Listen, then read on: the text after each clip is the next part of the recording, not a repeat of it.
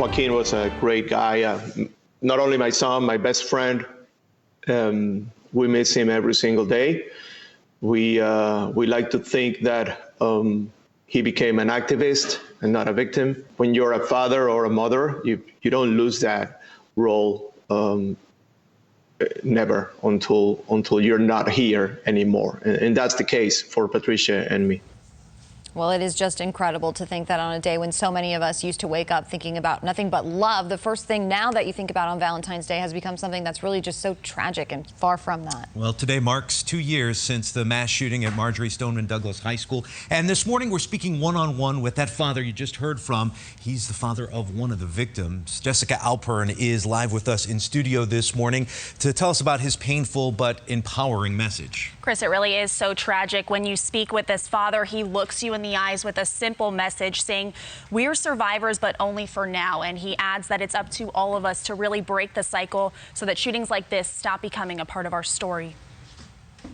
2 years. It's been 2 years since Manuel Oliver lost his son, Joaquin Oliver, when gunman Nicholas Cruz opens fire at Marjory Stoneman Douglas High School. Not only my son, my best friend. We miss him every single day. He's missed him every day since Valentine's Day 2018. A day that should have been filled with so much love, now scarred by the blood of 17 lives taken too soon. In the aftermath of their loss, Manuel and his wife have started a nonprofit called Change the Ref in Joaquin's honor to create awareness when it comes to gun culture and to fight for regulations. When you're a father or a mother, you don't lose that role never until you're not here anymore. Without his son 2 years later, he says it not only hasn't gotten easier, it's gotten harder. When you start doing something like what we decided to start doing, we refresh that absence of Joaquin every single day. So it's not that you can pass the page and then you continue with your life the best way you can. And we decided to go in this direction. So we continue with your life fighting for the legacy of our son Joaquin and for your kids, actually. So where do we go from here when it comes to doing just that, fighting for our kids? Oliver says it's a conversation that needs to be bigger than school safety. I don't think schools are safe. I don't think that buildings are safe. I don't think that anything is safe. So I don't like to talk about schools and isolate the problem of gun violence only in schools. I have friends that lost their sons in a nightclub. I have friends that lost their sons in front of their houses, because we have met a lot of people since we started working on this movement.